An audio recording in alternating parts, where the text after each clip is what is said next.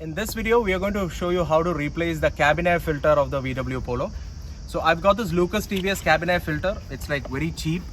And in case you use your car in the recirculation mode on, this filter is not going to get soiled so easily. It only gets soiled when you have a lot of air coming in from outside. Now the air filter assembly, or rather the cabin air filter assembly, is held right here. You can see there are two clips holding it. This is your air filter box.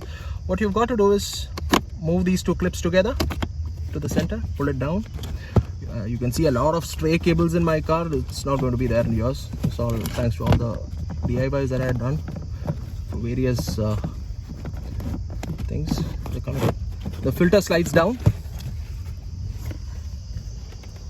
Now you can see the difference between a new and an old filter.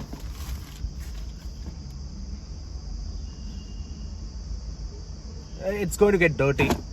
So there's an airflow direction here which you have to be careful about. It's indicated in the filter, and the air goes from the left side to the right side. So your airflow should be this way, and your filter should also be installed in this direction. What you got to do is insert the filter observing the airflow direction into the slot.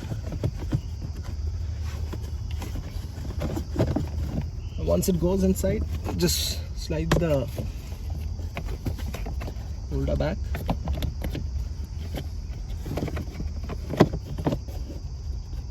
Push the clips to the outer direction. Firm and tight. That holds the air filter in place.